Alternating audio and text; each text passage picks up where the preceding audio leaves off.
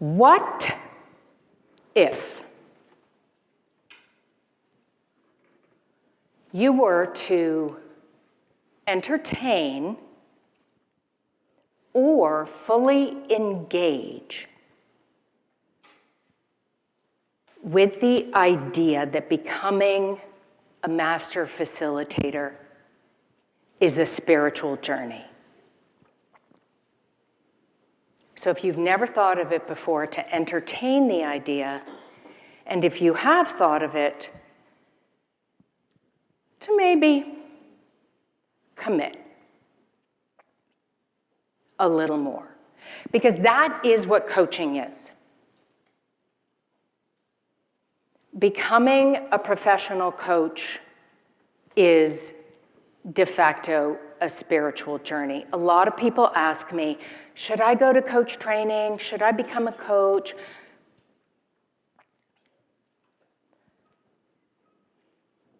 And, I always say that using a coaching mindset, kind of being able to step into that mindset, can be very useful for anyone. Using coaching skills, always helpful, always good, never bad. Coaching process, yay, all for it. But being really applying yourself as a coach over the long term requires a commitment to one's own spiritual growth. And it makes perfect sense, right? If our job is to help people develop and transform, we actually have to be role models for our own personal development and transformation. And there are a bunch of ways to do that, right? Shifting into that service mindset, I think, really does mean signing up for a spiritual journey. But how? And there are a million different ways to do it. But I thought today I would share with you one of the ways that I approached it. So allow me, please, to introduce the work of Angeles Arrien, Dr. Angeles Arrien. Has anyone read this book, seen this book? Wow, no, okay. Well, it came out in 1993. Some of you weren't born. And she died, Angeles Arrien died in 2014. And a friend of mine introduced me to this work, and I was pretty much at the beginning of my coaching journey and my training journey, and it blew my mind. So I've been working with her 4 principles for 30 years, and it hasn't gotten old. So I thought I would share them with you today, and hopefully it'll be another tool in your own toolbox as you go along your journey. So a little background on this. I was creating a manager as coach course. We no longer use that language, but it was the first of its kind in the early 90s, and my partner was a co-founder of the Ariel Group. Now, I've looked, but I don't think there's anyone from the Ariel Group here today. Well, they started out by teaching leadership principles using theater techniques. So they were pretty open to doing risky stuff. And we were doing this in seriously corporate environments. And we were developing this coaching course. And my friend Belle brought this book to me, and she said, maybe this could be our coaching model. And I just loved it because we were trying to create a coaching model. There were some decent coaching models out there, but they felt really mechanical to me, and they didn't kind of include what I felt people really needed to be, who people needed to be when they put that coach hat on. So we used this coaching model for a long time, and they don't use it anymore, but when we created the Blanchard Coaching Essentials, I made sure that these 4 principles were baked into it. Now, Angeles Ariane based this work on her research of change agents or transformational leaders in indigenous cultures. And it didn't matter what the culture was. Was it warlike? Was it peace-loving, kind of matrilineal, patrilineal, agricultural, or hunter-gatherer? The four principles stood, and she was able to connect these four principles to these four kind of big, powerful archetypes. So I'm going to ask you, you're just seeing these four words, right? But I would just ask you to put up your hand if you feel like, yeah, I'm the warrior. I'm a warrior. That's who I am. When I go to work, yes. Raise it, yes. Thank you, thank you. Yes, okay, lovely. Now, what about visionary? Who, yeah, okay, a lot of visionaries in here. Terrific, thank you. What about the healer? Okay, we have some healers. You're all four. You're all four, okay? But some of you are more one than another, right? And who are our teachers? Yeah, great. I'm going to show you the definitions that she created, okay? And then we'll see. We'll see if you change your answer. So, first definition. Shows honor and respect for all things. Employs judicious communication. Sets limits and boundaries. Is responsible and disciplined. Aspirational for me. Demonstrates right use of power. That's the first definition. Second, recognizes that the power of love is the most potent healing force available to us. Extends the arms of love, acknowledgement, acceptance, recognition, validation, and gratitude. Anyone feeling like, oh, that's me? Knows and communicates their creative purpose and life dream. Acts from their authentic self. Is truthful and honors all perspectives. Is that feeling like you?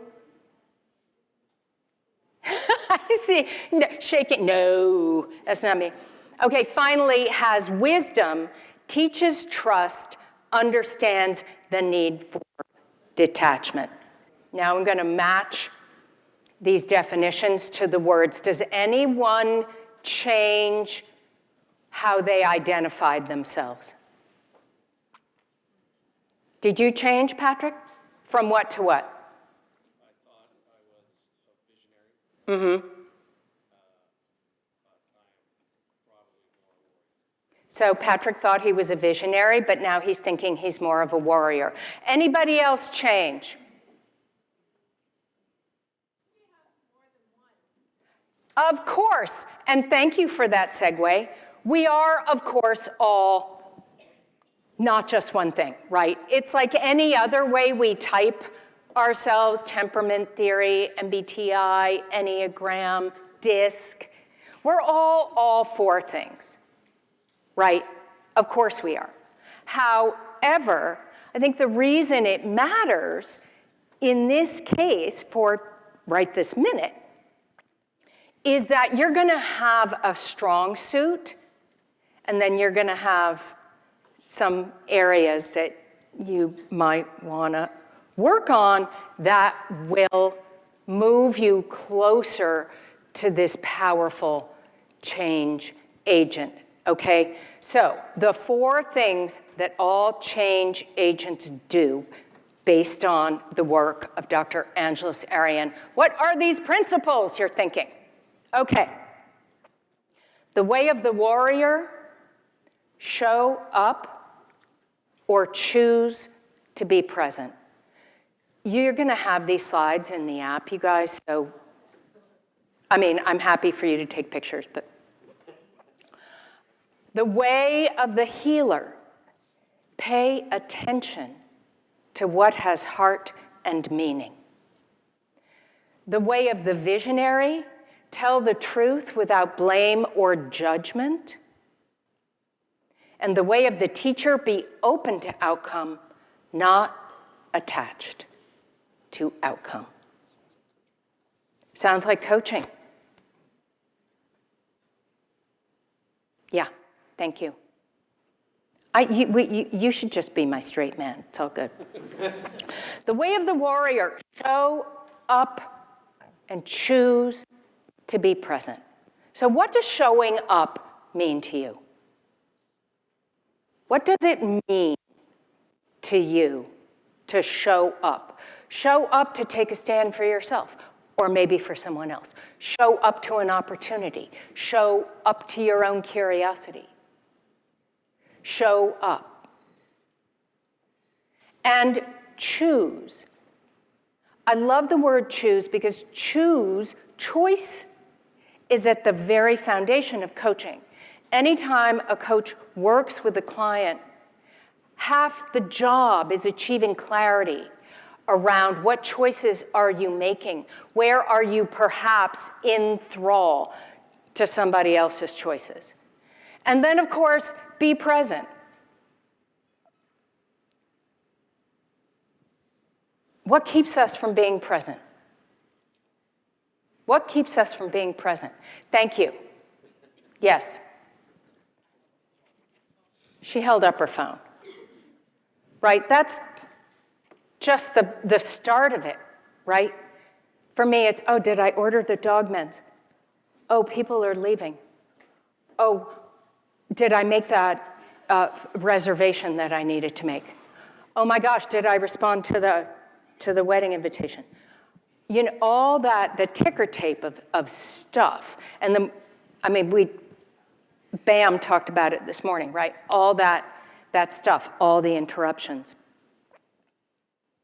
But what keeps us from being most present, especially when we are in the role of facilitator, whether it's a training or a strategic meeting or whatever it is that we're doing, especially online?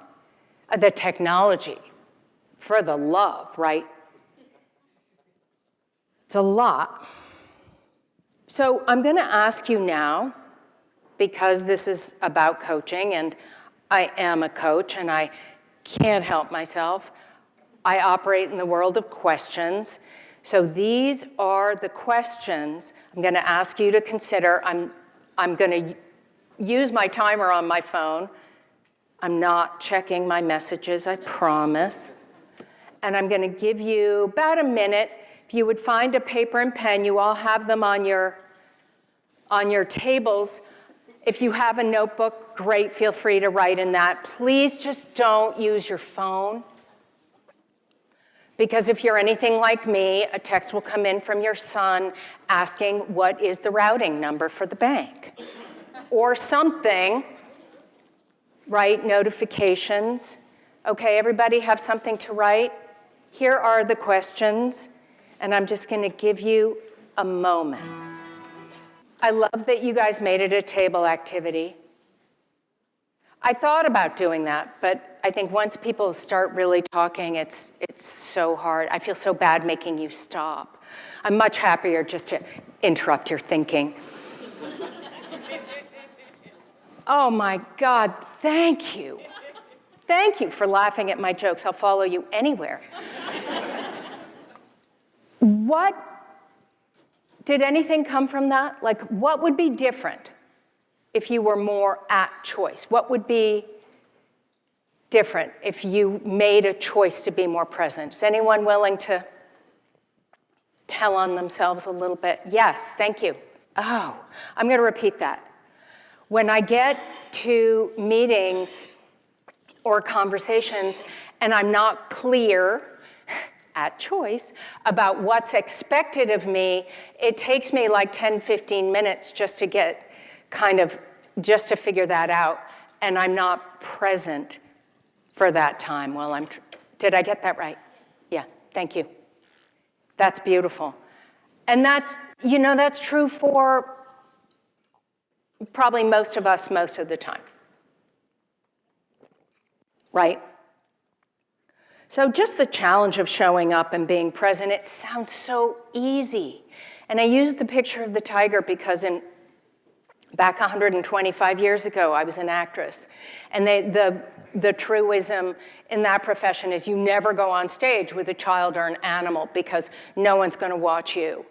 Because children and animals are so completely 100% themselves and present that no one will watch anything else. And it's true. The way of the healer, it's so interesting to me because I never really thought about healing this way until I read this work. But the way of the healer, pay attention to what has heart and meaning. Pay attention. So we can all make the choice to always have our antenna up and vibrating for what really matters right now. What is important? What can I appreciate? And we can use those antennas to listen for new things. So these are two keystone. You've probably taught coaching skills, right? Some of you are actually professional coaches. Raise your hands. Okay, thank you. So this is what you learn, right, in coach training. Basic skills: listening and asking questions, inquiring. That's what we call it, listening and inquiring. Two fundamental coaching skills. Now, we all know about listening. We know active listening. Basically, don't interrupt, right? Reflect back. Tom Peters is known for having said, Americans don't listen, they just reload. I've tried to find that quote. I couldn't. I think I must have heard him say it out loud at one of these things. But I don't think it's just Americans, right? Because we all listen for what we need to build our own argument or build our reply. In fact, the bullet points that we're collecting, that we're reloading with, right? But we can listen differently. We can listen for new things. We all have listening habits. Attorneys listen for the arguments they can argue against. Empaths, is anyone here, does anyone feel like they're an empath? Right, you listen for feelings. I'm sorry. I know. Yeah, it's hard. Okay. You're dealing with it. Consultants listen for inaccuracies, strategic weaknesses, whatever, right? What's wrong? We can listen for new things. We can listen for what's not being said. We can listen for what somebody's trying to say but not quite getting there. What's underneath what's being said. What might influence you or others. So listening with the intent to learn. Listening with the intent to be influenced. It's a completely different way to listen, right? Listen for what has significance. Listen for what matters. And listening for not our bullet points, but what question is going to be useful, right? So the way a coach asks questions is always to move people forward, to provoke thinking, to shift perspective, to check assumptions, to challenge beliefs. The dead giveaway to a rookie coach is people who are just asking questions because they know that's what they're supposed to be doing, but they're not good questions. They're just questions. Okay, and under no circumstances should we ever ask why. What is that about? Why can't we ask why questions? And the answer is, I don't really know. And I'm hoping someone can do some research on this. Maybe. I'd love for some research to be done on this, because in every culture I've worked with and language, why questions have the same effect. At best, they spark speculation that can lead us down a rabbit hole and get us nowhere. At worst, they put people on the defensive. Why did you do it that way? Why did you do that? Why isn't this done? Why? You can reframe why questions to be what or how questions. I really don't understand why it makes such a difference, but it does, and I urge you to try it at home, at work, when you're facilitating. Reframe why questions as what or how questions. And again, you have the slides in the app, but these aren't the only coaching questions in the world, but they are solid coaching questions. I've given people the task of only using these questions over like a week-long period to see if they can actually get by with just these. And remarkably, they kind of can. What else? All-time best. Keep people thinking, keep people talking. But the final one, what questions should we be asking right now? Or what question do you wish were asked? What question is in your mind? Right, so there's something that evokes the best from people when we ask the what or the how questions. So again, here she goes with the questions. Questions to ask yourself around the way of the healer. What can hijack you that doesn't matter? What are your listening habits? We all have them. How might you pay attention to or listen for new things? And what might be different about what you tease out of what people are saying? So again, I'm going to give you a minute. Okay, I do appreciate those of you who've made this a partner exercise or a table exercise, and I'm delighted for those of you who are happy to do that. So any answers bubble up for any one of you that you may want to share? Yes, thank you.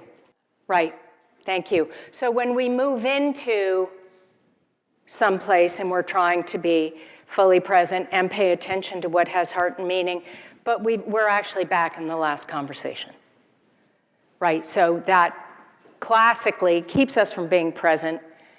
And there's no heart and meaning in what's happening right now because we're not even there. So thank you very much. Yes, thank you. Oh, I appreciate that. By the time you get there. So I catch myself listening, thinking about how I'm going to respond. So reloading. Thank you for telling on yourself. Who else does that? Thank you. Okay, hello, we all do it. We all do it. We can't help ourselves. Solving the problem. Solving the problem. And honestly, it's one of the things when we do go through coach training that we have to unlearn, right?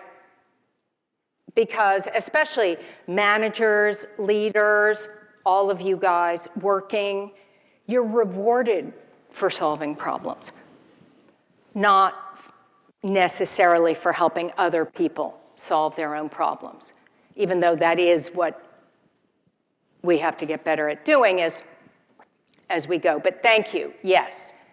Moving on to the way of the visionary. Where are my visionaries? Thank you, yes. Tell the truth without blame or judgment. Ha ha ha ha ha. Yeah, right? I am the judgiest, judgy McJudge of all time.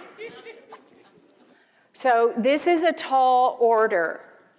So who among us has recently, say, held back from telling the truth? Yes, thank you. And before I actually move on, I just want a little caveat, right? I don't mean the truth with the capital T. Yes, it's capitalized on the slide. But I don't mean like there is one truth, because nobody has the corner on that market, as far as I can tell. I just, you can rephrase this, the truth as I see it, the truth right now, maybe a truth is, that kind of thing. So when you held back from telling your truth, tell me if I'm right about this, I would submit to you that it was because you didn't know how to do it without blame or judgment. Or the words, like, it's so hard to get the blame or judgment out of the words that we just say nothing at all because we're going to damage the relationship, right? Or say something we regret. So the blame and the judgment piece is maybe the hardest thing for some of us to overcome. So what do? We earn the right to tell the truth. We earn the right to tell the truth by showing up and being present, by listening for what has heart and meaning, and then suspending blame or judgment. Because we convince ourselves, if we're blaming or judging, like if we have an opinion or a judgment about someone, we can convince ourselves that they won't know it. Yeah, it's not true. People always know it. Now, there's neuroscience that maybe can explain this. People know it. So what do we do with it? What do we do with our blame and judgment?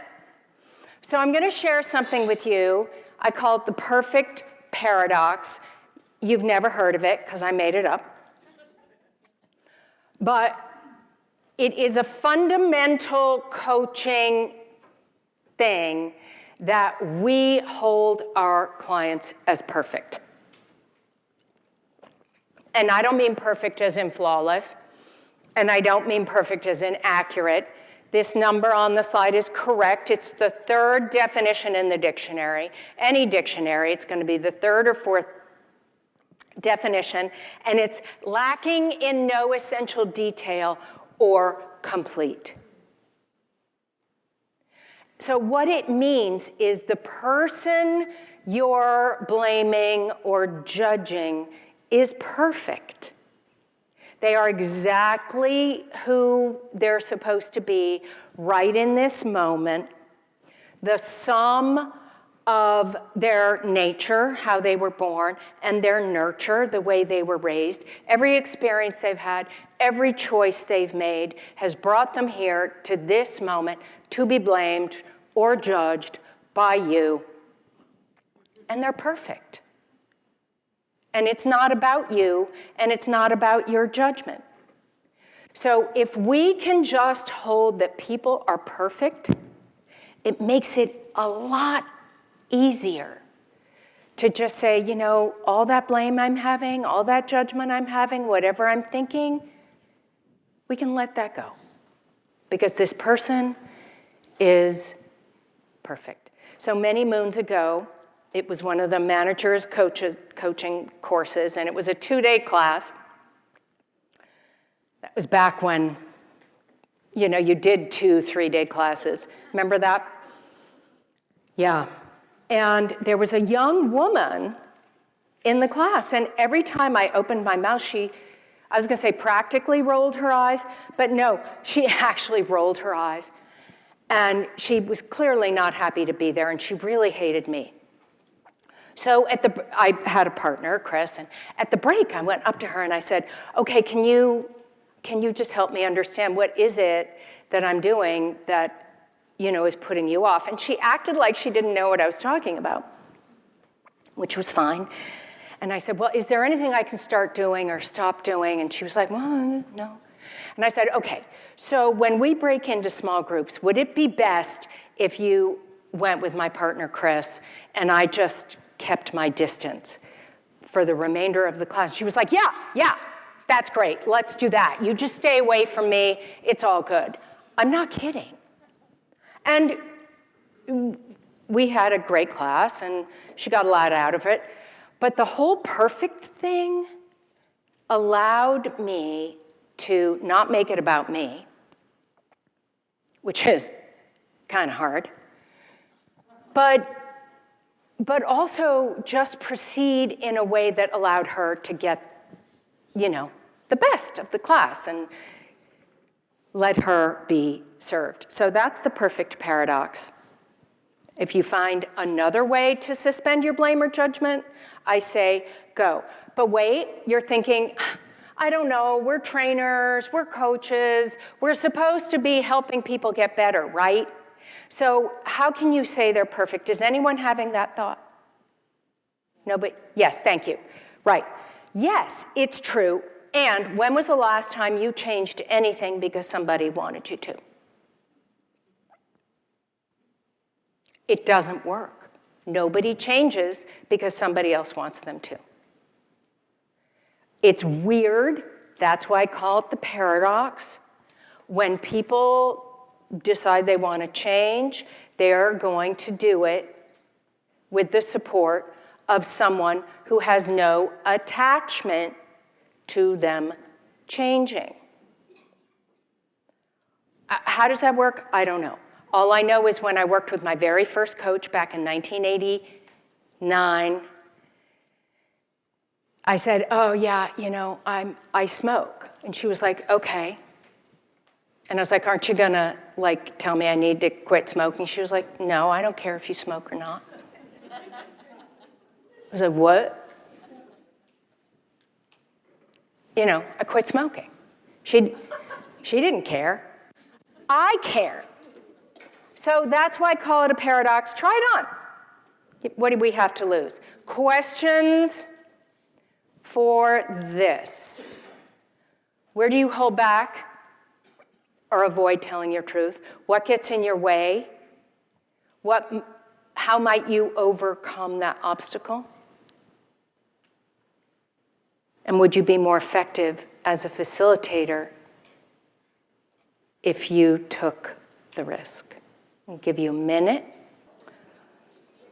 The way of the teacher is to be open to and not attached to outcome. Outcomes are the holy grail for us, right?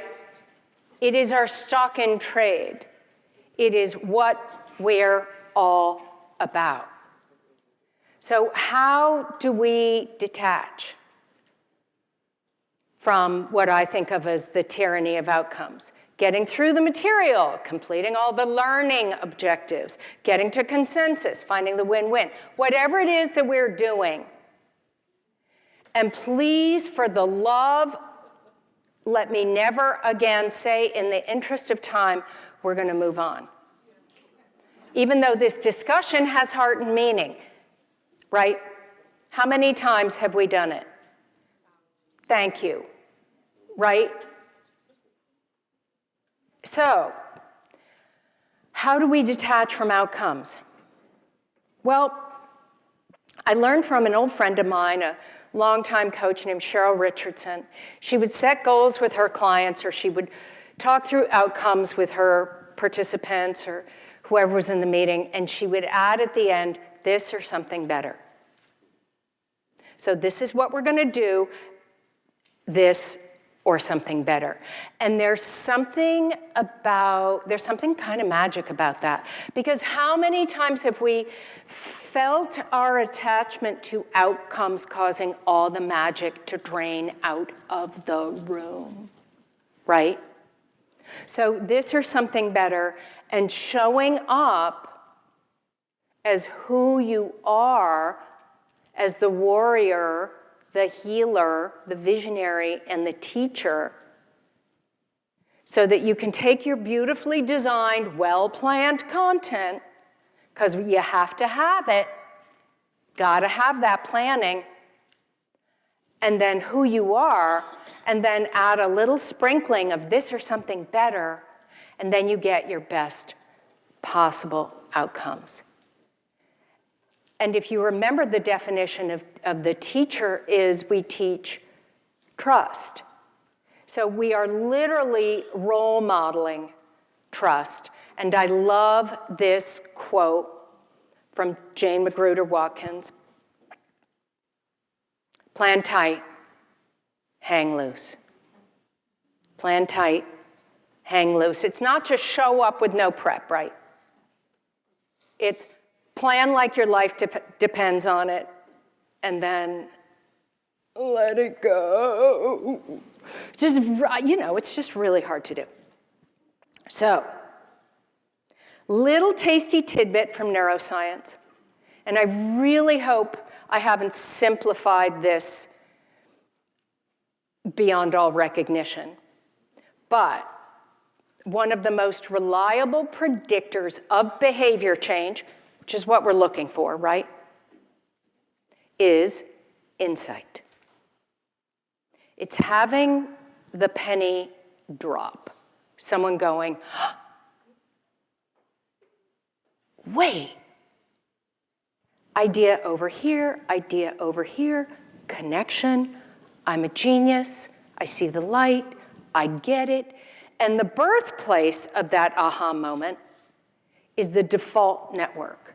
So it's not very well understood, the default network, but it's where your brain goes when it's not focused on a task. So, driving a regular route, if you're not listening to a podcast, chopping vegetables. How many of us have had that idea of ideas in the shower? Yeah, or walking. When your brain isn't focused on a task that requires your full attention. So what does that mean? It means that this online hybrid thing, spaced learning, there's a huge advantage to it. Because your learners, your participants, are automatically going to spend time in the default network. You don't need to do anything to cause that.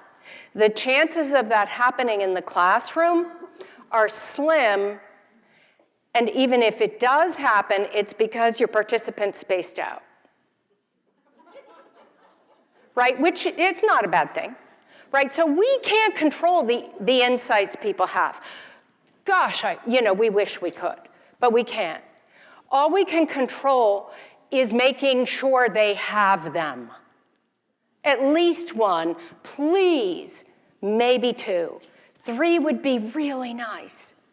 But so what that means is it's kind of the silver lining of this hybrid learning experience that you can't keep people on Zoom for 8 hours or WebEx or whatever you use. You have to release them into the wild, hoping they will come back. And maybe they'll take a shower. Right? And there's a whole thing about sleep and neuroscience and encoding memory and blah, blah, blah, and I'm not going to share that with you today. But there are some real advantages to this spaced learning thing. And in the classroom, what you can do is send people to walk around outside without their phones. Good luck with that. But no, but seriously, any way you can get people to actually not focus on something, so they might have an insight that feels like it came out of nowhere, is a beautiful, beautiful thing. So the way of the teacher, I'm going to give you a moment just to think about these questions. Again, you have the slides, so if these questions are appealing to you, you will have them on the app. Do you notice how you can get attached to outcome? What's the effect? How can you stay more open? And how can you ensure insights among your participants? That's it. Those are the 4 principles: the way of the warrior, the way of the healer, the way of the visionary, the way of the teacher. If you're interested in this, the book isn't out of print. I thought it might be by now. But there's all kinds of tactics and techniques to deepen the area that you know that you'd like to get better at. So now I would actually encourage you to speak to your partners or your table to just think, okay, what jumped out at me? So what was important in all of this? And it can be the whole conference, right? And now what? What am I going to do about it? Okay, so now you can talk to each other. Please, or not. If you want to do your private reflection, that's fine too. So any now what's? Any now what's to share? Love to hear. Yeah, great. Gonna get the book? Yes, excellent. Ask the question. Thank you. Thank you. That's it. That was the keynote. Ask the question. Coaching for facilitative excellence. I did not set this up. That really is it, right? Asking the questions, because the participants are so much more interesting than anything we have to teach or we have to share. Anybody burning to share another now what? No, and thank you for saying that, because I often get that. What about start with why? Yes, why, like your deepest life's purpose. What's my why? I have nothing against that.